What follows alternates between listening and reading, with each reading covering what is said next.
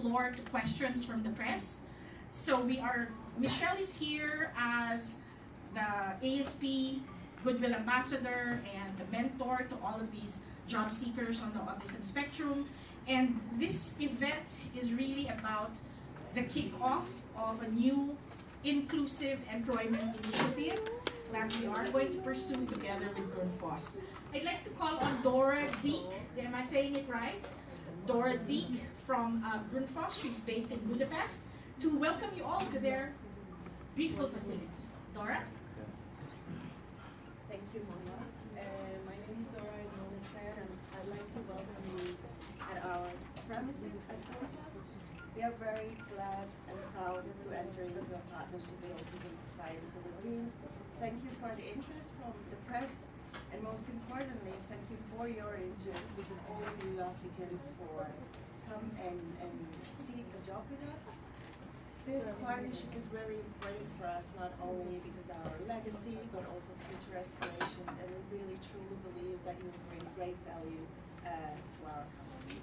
So thank you again. This morning is only about enjoying ourselves together, and we're very glad that we have Michelle with us and having this session. So warm welcome to everyone at Grundfos again. Thank you. Thank you, Dora. And thank you all for being here. I know that you have been very supportive of our community and Michelle. We're here to not just be advocates, but also delight in the fact that our queen is here to help the cause. For later po, I do have a press kit that I can give you. There is a QR code that I can share, so just let me know if you're interested in that.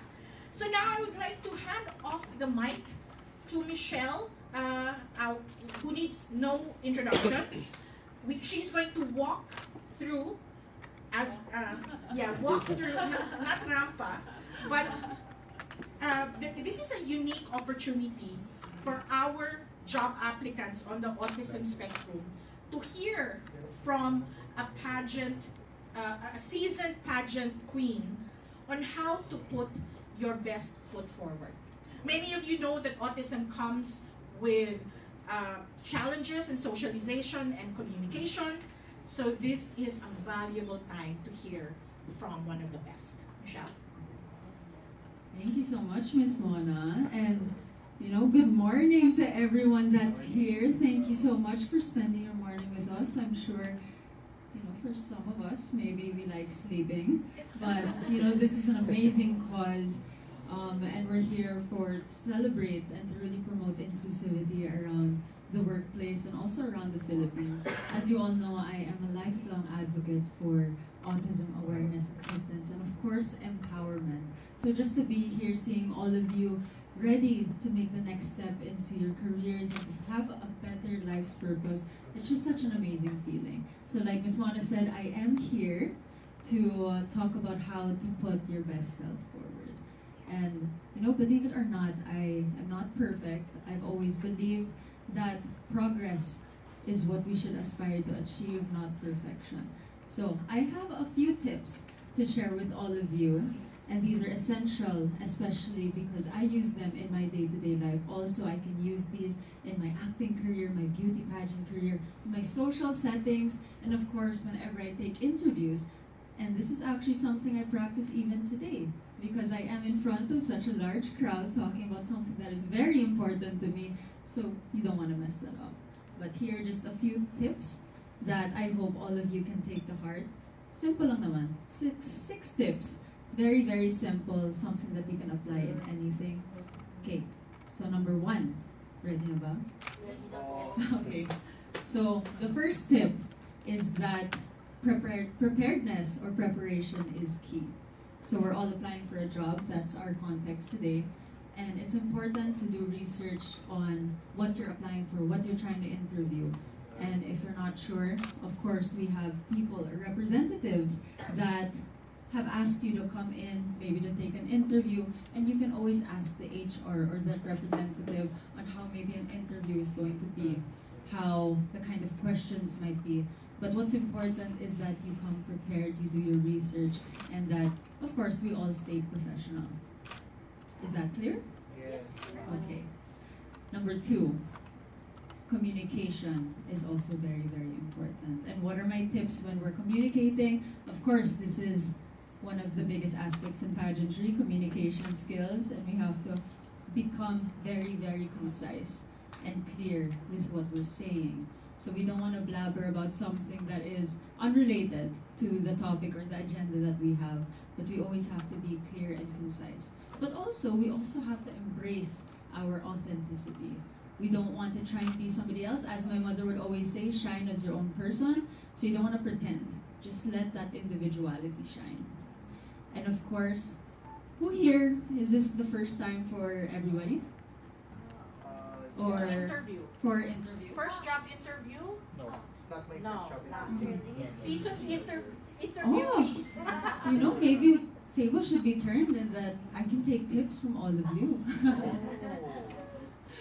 Okay, so whenever I am on a pageant stage, believe it or not, my nerves are actually at its peak right before I step on the stage. So I don't have stage fright when I'm there. One of my best qualities, I believe, that I took after my mom is grace under pressure.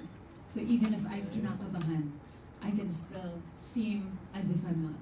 Especially when the Q&A is about to happen, you really have to take a deep breath and relax, trust the process, trust the training, and you know, everything, all of that hard work will come into fruition, of course. But my next tip is body language.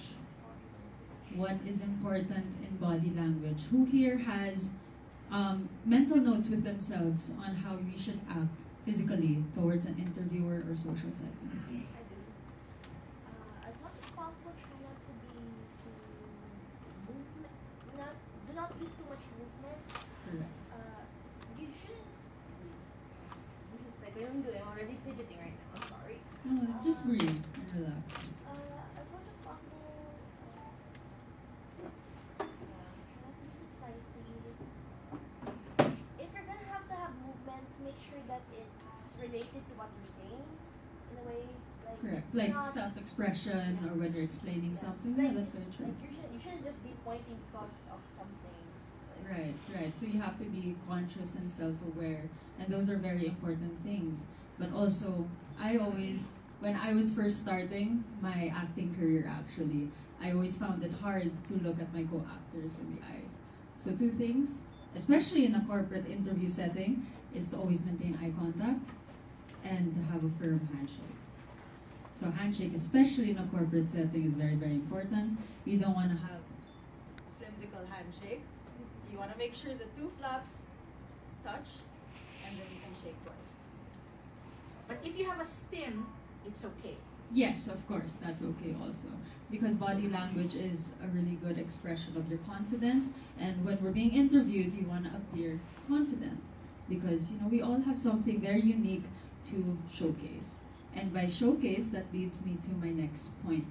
And this is actually one of the most important points, which is making sure that we showcase our strengths. Our strengths and our uniqueness. You know, it's important to note that in a work setting, and especially in this fast-paced generation where the job market is very competitive, where, you know, it's been proven difficult to find job opportunities, and especially for individuals on the autism spectrum, that challenge can be magnified. But what we have to understand, in an inclusive workplace, neurodiverse people actually have the right to also showcase their abilities and their strengths, and that might reflect into what the job is requiring. So again, we have to focus on our strengths, highlight those strengths, and people on the autism spectrum have very, very unique qualities. So just to cite some examples, my older brother, his unique quality is that he has very great pattern recognition and data analysis. And how do I see that? He can solve a 2,000 piece puzzle in maybe 4 hours. My younger brother, he is like a human calendar. He is my daily reminder. He can meet somebody for the first time, he'll ask for your name, he'll ask for your birthday, and he'll never forget it. So sometimes I wake up and he'd be like, Ate Michelle, it's Jacob's birthday today. Like, Who's Jacob? Oh, you met him last year. Ah, okay. So that's his unique quality. But you know, those skills can fit in different job opportunities. But what's important is that we own our skills and that we assess where it can fit. Because there's always a place for us somewhere in this world, because the world is full of 8 billion people and we all have a secure spot as long as we stay diligent. Kuha? Clear? Okay. So, next. And although it might not be important, but it is very important, and this is self-care. So self-care in a sense that, of course, when you say that, you might think skincare or hygiene, also very important. But self-care in a sense that when you're about to take on a very, very important interview, you want to make sure that you're rested, that your mind is sound, that you feel prepared. You don't want to come in without any sleep and be all jittery, especially if you haven't slept and then you had a cup of coffee, then you're extra jittery. So that's something you don't want to have. You want to make sure that your physicality and your mentality are at the right place so that you can take on a very major milestone in your life. So again, we might have different self-care practices. I personally meditate. I try to make sure that my mind is clear before taking on a big thing. Before Q&A, for my last top 5 MUPH question, I just remembered being on stage with my noise cancelling headphones and just trying to be in the moment, trying to just calm my mind, because I knew that one of the most important questions in my life were about to be asked. So I had to make sure that my mentality and my physicality was at the right place so that I can answer properly. Because I've been training like hours and hours and hours on end. But if your nerves get you, then that's when people choke, people might get nervous, and then the message that you're trying to relay doesn't come out. So again, just make sure that we are taking care of ourselves and that we're in the right place. Okay, so my last point is something that is very, very, very important. And I believe all of us that's here in this room can relate to this. And that is rejection. Rejection is normal and rejection is okay. In life, I have actually experienced a lot of failures. There have been roles that I didn't get. There have been investments that have gone south. There have been relationships maybe that have also fallen out. But rejection is okay. And through those failures in my life, through experiencing all of these trials and tribulations, that is when I found my biggest strengths. Because that's also where you find the strength and the courage to try again, to learn something from whatever mistakes that you might have caused. And one of my biggest mottos in life is that everything in life happens for a reason. It's either a lesson or a blessing. And we have to trust that the universe will always have its unique ways of leading us towards a path that's meant for us. So again, I actually embrace failure, because before maybe I was afraid, but then I realized that for every problem that I am faced, whenever I come out of that, I come out stronger, I come out bigger, wiser. And that's something that we should all take to heart. So, rejection, don't be afraid of it. If a loved one rejects you, just be like, thank you, next. You know? Right? Amen. So, those are the 6 tips that I felt really would help all of you in terms of taking on job interviews. But again, it doesn't restrict you to just job interviews, because again, I've been able to incorporate this throughout my life in social settings, in different auditions, pageantry, and many, many more social settings as well. We just have to be confident.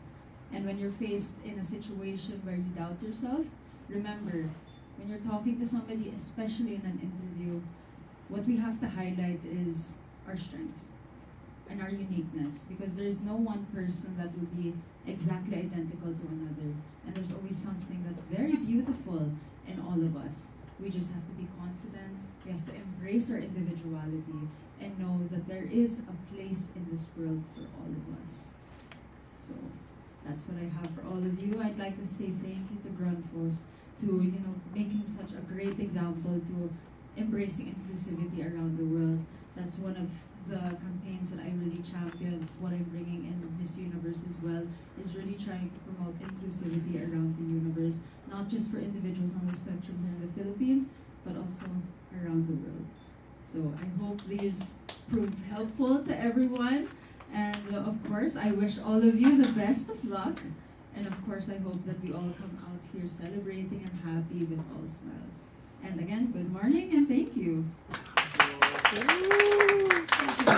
Thank you for all of that. It was very ate of you. I think that's something that we can all appreciate.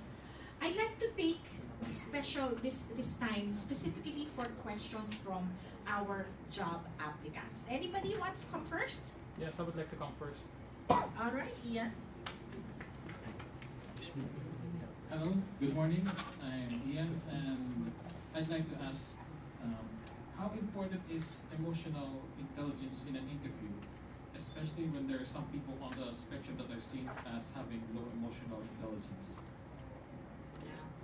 That's a typical misconception, huh? Okay, so that is a very, very typical question, but it is an important thing to address because emotional intelligence actually represents your intersocial capabilities.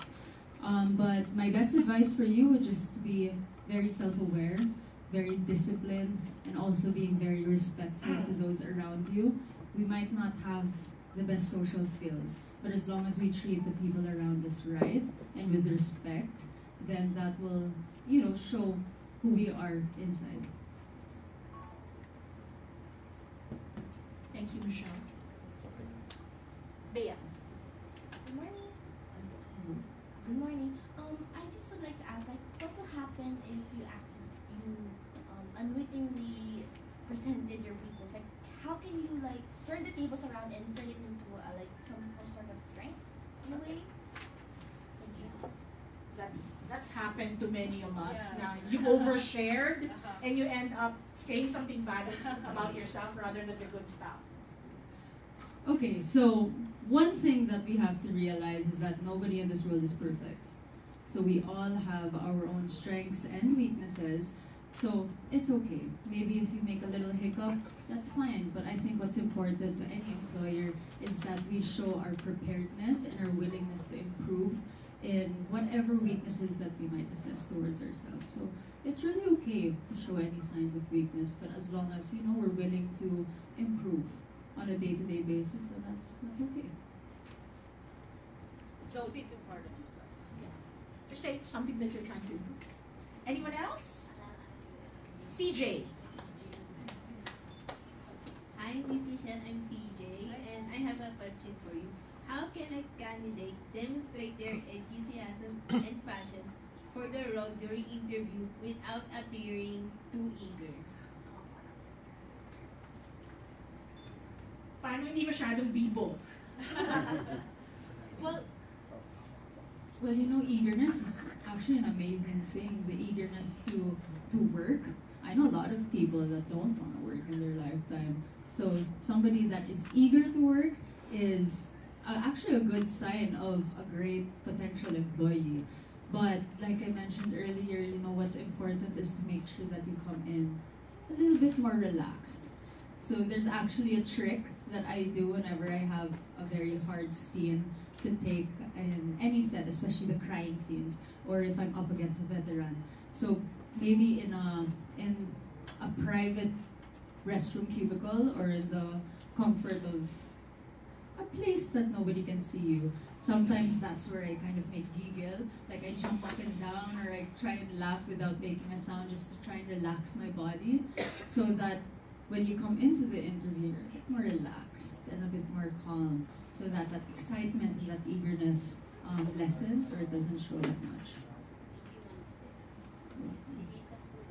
Ethan has something. Okay, I will call on Pocholo and then Ethan is next, okay? Hi, my name is Pachono.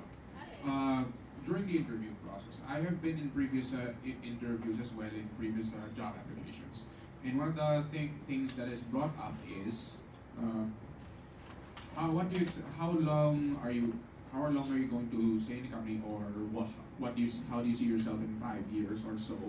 And I have admitted to those questions that I am going to see myself continuously working in the current position I have, and even admitted that I will not be I'm not looking forward to taking up any higher roles or management positions, because that is another admission of what you're capable of and what you're not capable of.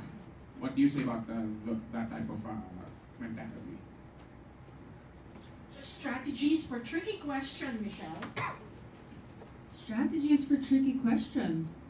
Thank you for that question, very long. So just to clarify and see how I'm clarifying when I don't understand the question. I mean, I do understand it, but I just want to make sure that I understood it correct. So you're telling me that you do not want, like you're comfortable with where you are. Yes. Yeah. In an honest humble way, because Right. again, like knowing what you are capable of and what you Mhm. cannot be Okay. capable of. Well, honestly, I think that's a great sign of growth also, because it's also a sign that you are very self-aware of your own capacity, your capabilities. You never want to take on something that you're 100% sure you cannot take on. Because when you accept a job, and when you apply for a job, it's because you're certain that you're qualified for this. And the mere fact that you can admit that there's still some things that you want to work on, that you're not ready perhaps, or that you're comfortable, that's okay. Because, we all have to trust our own process, our own timeline, and, don't pressure yourself just because somebody else is telling you to do something. Just trust in yourself because you know yourself best. Thank you, Michelle. Ethan? This is a question that probably all of us here have related to at some point. Okay, so what's the best way to handle nervousness or anxiety before and during an interview? I'm sure most people probably have their way of doing it, but what about you?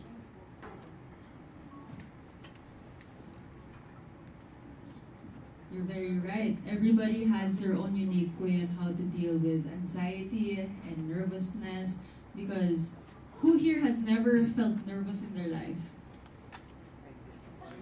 Never? Never felt nervous? Press included.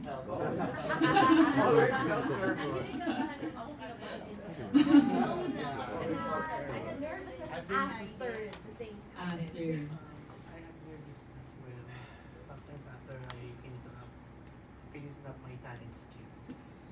So it's usually after. I see after, because usually it's because we're afraid of what the reception is, what the reviews are, what people might think of us.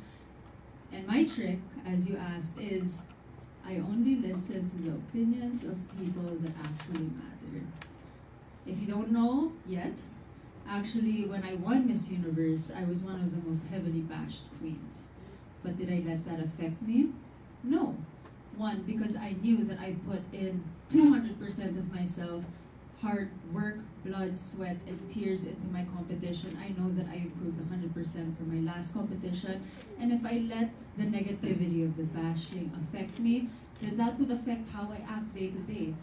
And instead of focusing on the negativity, I think we can focus on the qualities that can make us shine. Because, like I said over and over again, we have these unique qualities. We should not allow these negativities to consume us.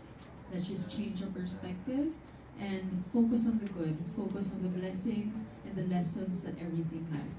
Because nervousness and anxiety is very, very normal. Like you said, like you saw, nobody raised their hand when I asked if they've never gotten nervous. So it's fine. It's a normal reaction. And again, honesty is very good also. And when an employer and interviewer sees that you're very authentic, which is what we want, then that's okay, as long as you're honest about it.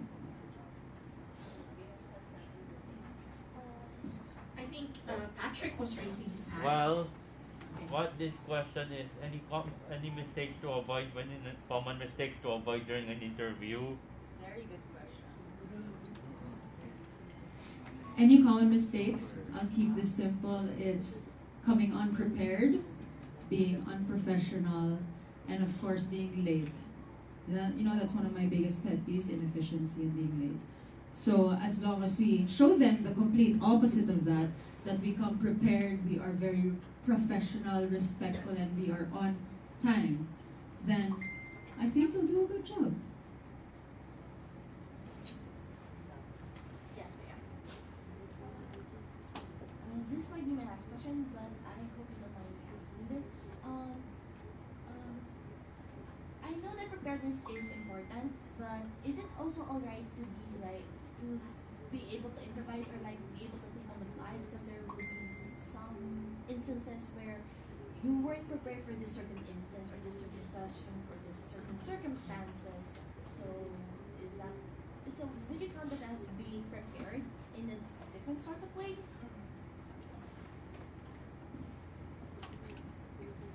So when I say coming in prepared, it's knowing what job you're applying for, because when you go to an interview, obviously you already have this job title in mind, or a position, or at least a department that you're eyeing for. So I think the best way to address this is really to make sure that you are aligned with your goals, because okay, you've done your research, you know that this is the department you want to do, you get thrown a curveball question, something that you weren't expecting. So the best thing to do, in my opinion, is to make sure that whatever I answered, whether you're rattled or not, is aligned to that job. So you don't want to be highlighting strengths that are completely irrelevant to the job, unless you can relate it to your application or to the job. Does that make sense? Yes. Yeah. So just make sure that you know the job that you're applying for, and if you have to improvise, that's perfectly okay. I improvise all the time. I'm improvising right now. But as long as I get to that point and I hit the bullseye in terms of answering your question, then I've done my job. Paolo, we're going to ask a question.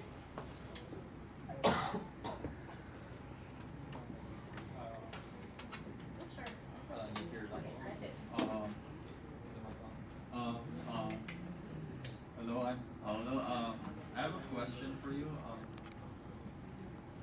How do you appear confident whenever in any situation, especially since you've been on stage for facing a lot of people? How do you look confident even though inside you're trying not to crack under pressure?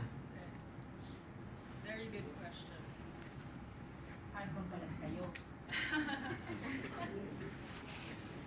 Before you spoke, you did something that I always do when I'm nervous also, and you took a deep breath. It's very important that we remember to breathe before we answer any question, before we enter a certain situation. During MUPH, when the Miss Universe organization was here, Arbany and the owner of Paula Sugar also, and Miss Anne, we were backstage rehearsing, and I'm just gonna tell you a quick story. And one of the tips that Paula Sugar gave all of us before answering your Q&A is take a deep breath, so that your insides kind of relax. And that was very important, because if you're not relaxed, then it really just forms this blank. But again, I've experienced so many different difficult situations where I'd have to put myself in uncomfortable situations. The beauty about an interview is that it's scheduled and that you can prepare. One of the things that I did to become comfortable in front of a crowd or to be comfortable doing an interview is actually practice with my friends, practice with my family, whatever, just ask them to throw me questions. This is something that we actually do in preparation for pageantry. Also, we have mock trials or mock interviews, just so we can just loosen up those muscles, loosen up the brain cells that we have. And again, practice equals progress, and as long as we're practicing every day, then come the interview, I think you'll do well. that's why we also had mock interviews, right? In ASP, if you're interested in doing a mock interview in preparation for an upcoming interview, we're happy to schedule that for you. Yes, Jeffrey. Good morning. May I ask one question? How do you suggest we answer a generic question like, tell me about yourself and what is your best strategy? A generic question. Well, my answer is going to be very similar to what I said earlier, but the best way to answer generic questions like, tell me about yourself, is again to know how to align those qualities to the specific job that you're trying to apply for. So if you're trying to apply for, let's say, a cooking job, you want to make sure that you share stories or qualities that relate to food. Yeah, just making sure that you know what you're applying for and you know your strengths and you highlight those strengths that align with the job that you're applying for, then you'll be okay. That's how I answer generic questions at the least. Thank you, Michelle. I guess we have a time for 2 more questions. Yes, let's start with you, and then the last one is going to be James. Okay, so good morning. I'm Mark. I have this question in my mind because I used to work in I used to apply for jobs and then I usually get on the spot with job interviews. But sometimes I make like informal or repetitive words that I'm sure the interviewer won't accept. So how can I address the interviewer properly? Because I need keywords that are specific, so I can be able to be like confidently answer, right? Something like that.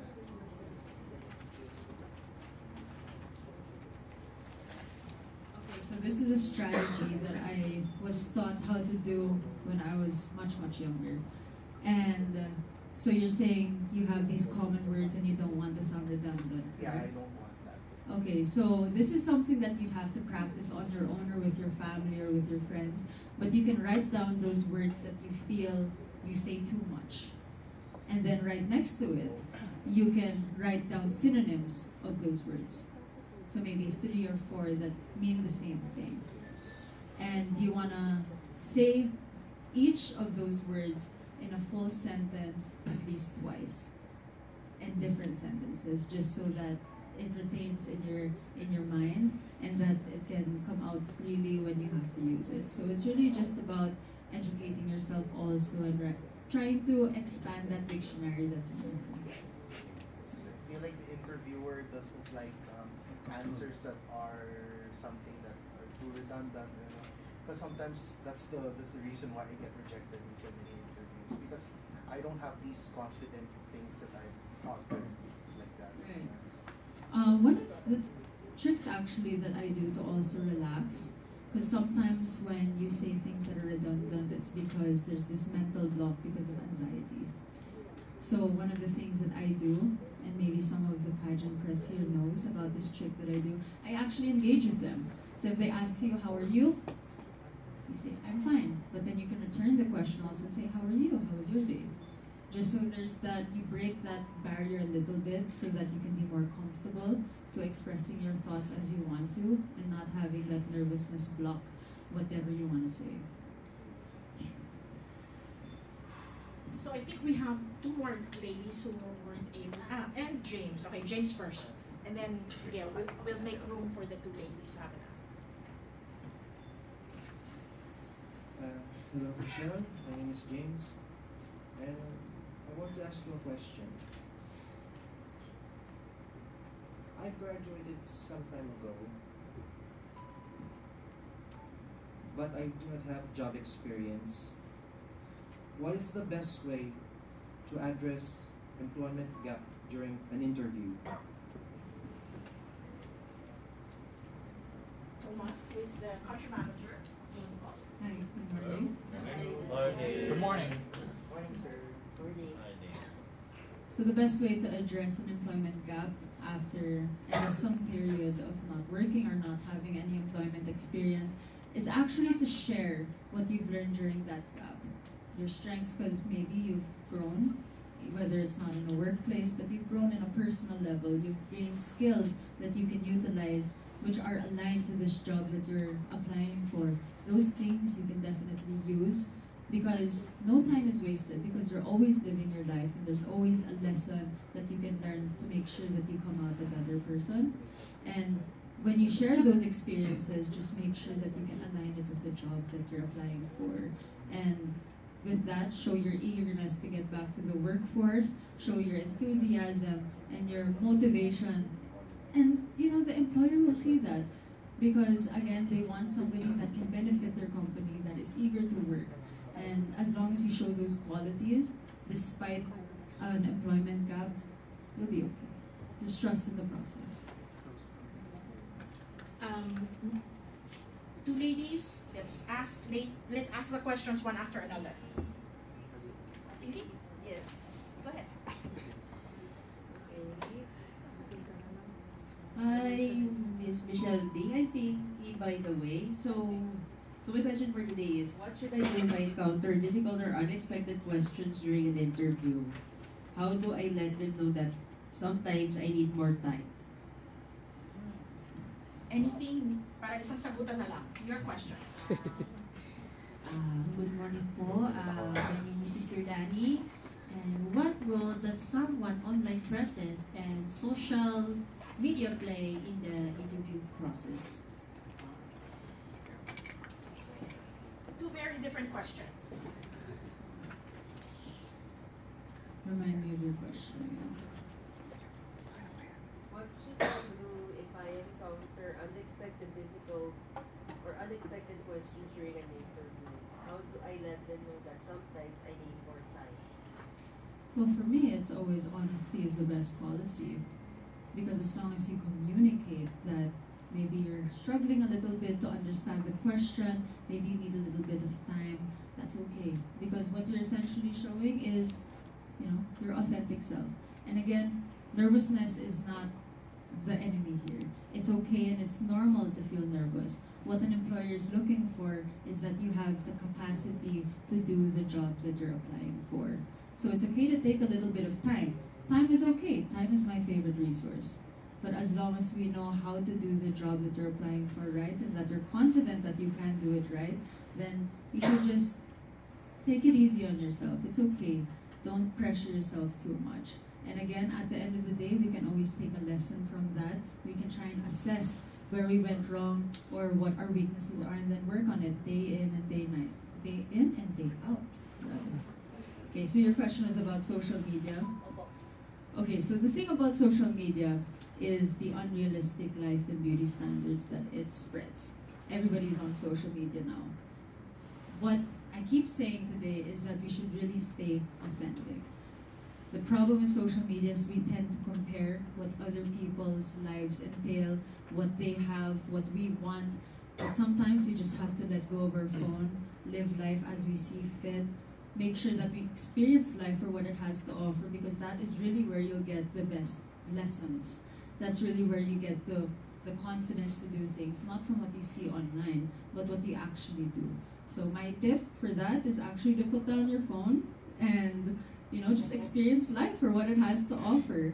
And that's what you can actually share in your interviews, because no employer will say, hey, did you see that post that so-and-so posted? No. It'll be, what did you do throughout your day? What's a memorable childhood experience? And those are things that can't be answered through social media.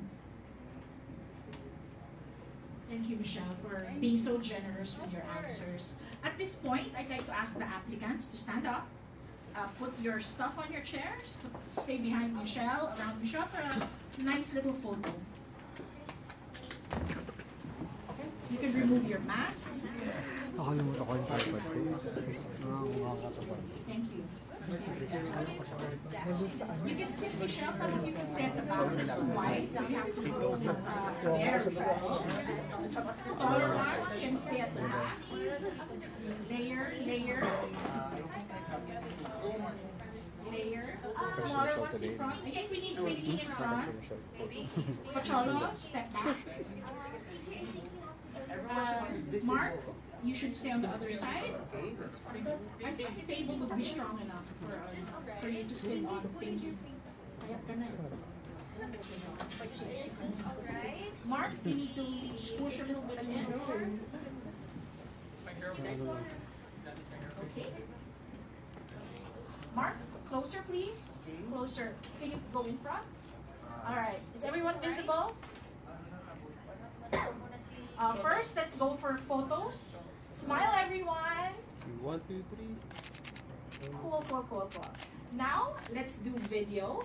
So, what you do is do the beauty contest that wave like this. Everybody wave! Alright, thank you. And then may we ask Thomas, Dora, please join them.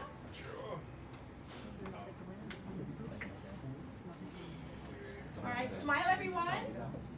Smile, just smile. And then wave.